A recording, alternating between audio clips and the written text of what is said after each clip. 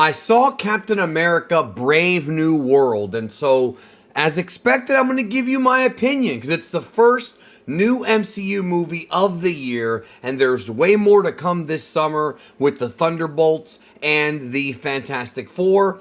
This is the MCU once again trying to course correct from some of the mistakes they made in Phase 4 and Phase 5, but it's also the first movie, the first Captain America movie post Endgame where Steve Rogers is not Captain America.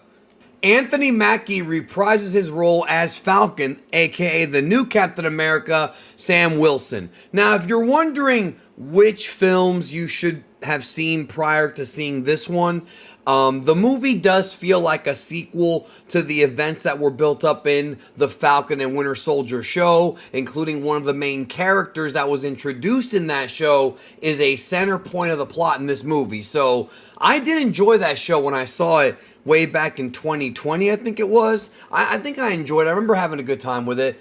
And that was the show that really sort of was the coming of age story for Sam accepting being Captain America. Even though this movie still kind of plays around with this sort of imposter syndrome that Sam is dealing with. And it somewhat mirrors Anthony Mackie. There's a very meta thing going on here because those Captain America movies set a really high bar, especially Winter Soldier and Civil War. And this movie needed to come close to hitting that.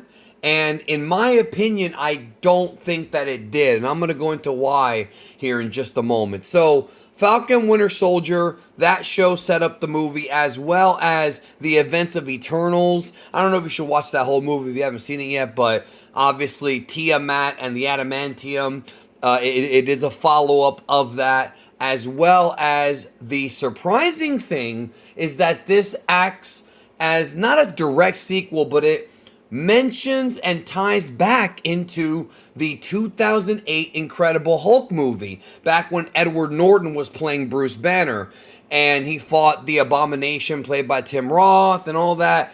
This movie has story threads going all the way back to the first year of the MCU, and I thought that was pretty cool. So it's kind of a Captain America movie slash Falcon movie slash sequel to the Incredible Hulk. But is it really as good as those? Here's the thing about this film. The information's been out there for a while, but in case you don't know, this movie had a lot of problems production-wise. And I know some of you are probably thinking, how many MCU movies are like this nowadays, right? Like, it felt like in Phase 2 and 3, we didn't hear that many stories like this. But nowadays, the recurring thing. A lot of this movie was reshot. There were entire actors that were cut out, new ones brought in, and you can tell. You can tell. The movie has a very, very weird, not the whole movie, but there are parts of this movie where the editing is wonky and the pacing is noticeable. I mean, it's noticeable because you have this really long second act, this exciting second act, right? That had a pretty big action sequence involving the Falcon against these fighter jets. And it was a really, it was a little, comic book pseudoscience. The fact that he's able to do all this without even taking the super soldier serum. But it still was, a big action piece, right? And then shortly after that, they sort of blend right into the third act. And the characters in the third act, like the way that act begins, it starts with a conversation between one of the villains and Sam, and it just goes right into like the big final confrontation, the climax, and it felt very disjointed. I wonder, like, what was supposed to go there. I want to know what some of the other cuts of this movie were, because I remember hearing the film was going to end up being 2 hours and 10 minutes, and it wound up being less than 2 hours when I saw it. So that means they cut more out. I'm really curious to see what they cut out and what this movie was supposed to be, because it does feel like multiple films stitched together. I won't say it's anywhere near as bad as like the OG Justice League theatrical cut, because, man, let me tell you, that movie is hard to watch. That Justice League Whedon cut. It really is. This movie has a lot of issues, but I will admit this to you. I was never bored. I was not bored. The movie tries to bring back some of the elements of Winter Soldier. In fact, it actually brings back a plot point from Winter Soldier involving Bucky. And I thought it was a little bit lazy and trying to kind of revisit the past and rehash it. I don't think it worked here because, first of all, Winter Soldier is an almost perfect movie. I mean, that's a lot of people's favorite MCU film.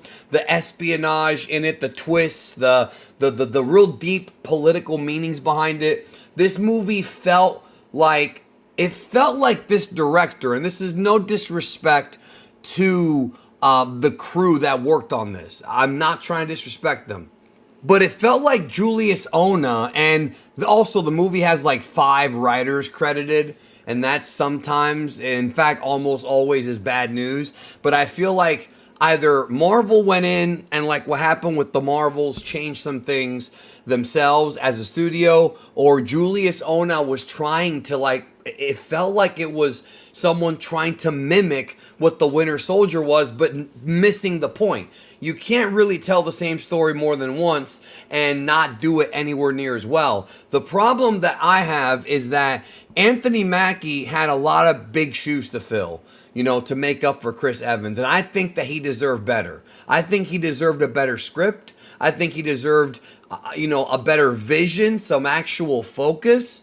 I do feel like, this movie needed to really hit to cement this version of Captain America as a leading guy, and I'm not sure that it did. I haven't checked Rotten Tomatoes or any of that, but the movie's getting a lot of mixed reviews, and there are reasons why it's getting mixed reviews. I'll go into some of them. So I feel like, first of all, the Red Hulk stuff that's in all the trailers, the way that they actually got there in this movie honestly made me question why they even put it in the trailer. Because in the film, there's very subtle foreshadowing and a slow buildup before it happens. And when it happens, it genuinely felt like when this movie was being put together, right? When Julius Ona was editing this thing with his editor, Matthew Schmidt, when they were together editing the film, right?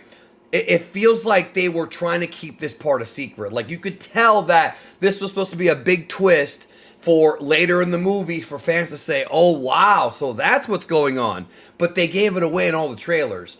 And I think that shows a little bit of desperation. I think that shows that Marvel maybe didn't have enough confidence in this movie without showing the Red Hulk scenes. And it just...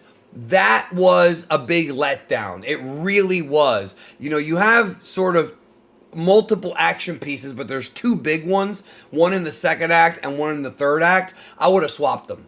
I really would have swapped them. I figured out a way to ride around it. So that's one problem. Like I said, the wonky editing, you can tell some of the stuff that's a reshoot because, and this is hard to spot, but Anthony Mackie's facial hair is slightly different. And for it to be a Disney product with all this money going into it, I should not be able to see that. I'm not a filmmaker. The other issue with the movie is Giancarlo Esposito played Sidewinder.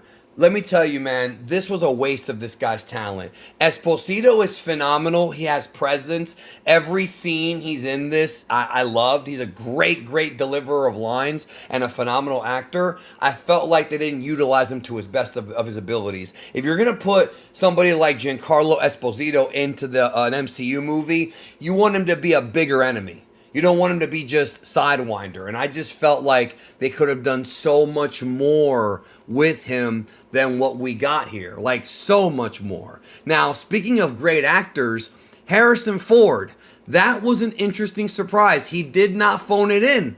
I thought he did a pretty good job with the material he was given. Now, obviously, he's making up for the fact that William Hurt died in real life. And instead of overwriting the character or writing him out, Harrison Ford comes in. And if you're going to have somebody take over William Hurt, who's a phenomenal actor as well, might as well be Harrison Ford. But I thought Harrison Ford was great, but what surprised me is just how much time he got. Like, this movie is almost 50-50 when it comes to Sam's story and Thaddeus Thunderbolt Ross's story. It was almost like again, like two different movies. Yeah, they obviously interact, but it feels like the Red Hulk, well, not the Red Hulk, Thaddeus Ross. He becomes the Red Hulk, but he's, Thunderbolt Ross throughout most of the movie. He got almost as much screen time as Sam. Like, genuinely. Now, I'm not saying that's bad because Harrison Ford is old, and like Giancarlo Esposito, he's a great actor. You want to utilize his talents, but I was surprised, and I don't think that did Sam, well, in this case, Anthony Mackie, any favors. The movie, for me, it's a one and done. It's a one and done film. What I mean by that is it the worst Marvel movie ever? No. Is it worse than the Marvels? No. Is it worse than Eternals? No. Is it better than Shang-Chi? No. It's not better than that. I would put it sort of mid-tier. Like, I didn't hate the film by any means. I could see the problems. They were there. But it didn't make me hate the movie. It actually made me more curious to see what the hell happened. Like, what was the original plan? Why were so many things changed? Because ultimately, this just wasn't satisfying and did a disservice to Anthony Mackie. He needed a blow-away script and, a really, really good movie to basically put him on the same level as Chris Evans with the fans, if that was ever going to happen. And I don't think that this was, I don't think it was well done. I think this is, for me, the worst of the 4 Captain America movies. Again, is it worth your time? So, you guys know when I do these reviews, I think about you and whether or not you have families, you have jobs, you have money.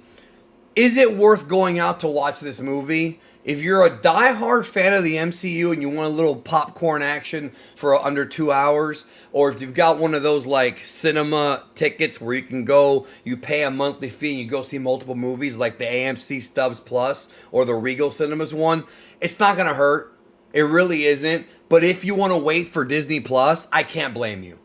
I cannot blame you because ultimately the consequences of this movie and the events going into the future have not really been established. Like, there's a little bit of hinting toward the future. There is a post-credit scene, but nevertheless, I don't think this is a movie where if you absolutely have plans, it's Valentine's Day weekend, and you just don't want to go out, you don't have to. And if you do want to go out with a date or whatever and go see the movie, it's a popcorn movie. You'll enjoy some of it. You'll enjoy it, some of it, but you'll see the problems too.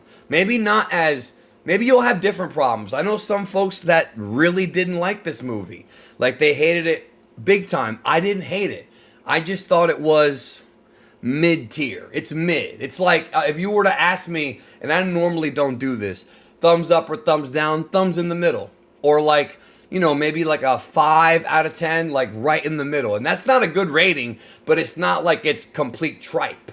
You know what I mean? It just, and there was also some really weird green screen stuff too. Like, it felt like they had a movie, then they realized it might not work. They got cold feet, reshot it, and then edited it like quickly because they ran out of time.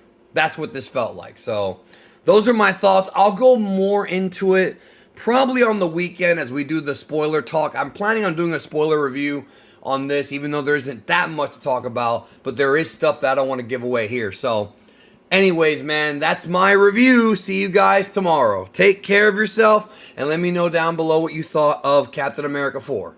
And if you haven't seen it yet, watch out for spoilers.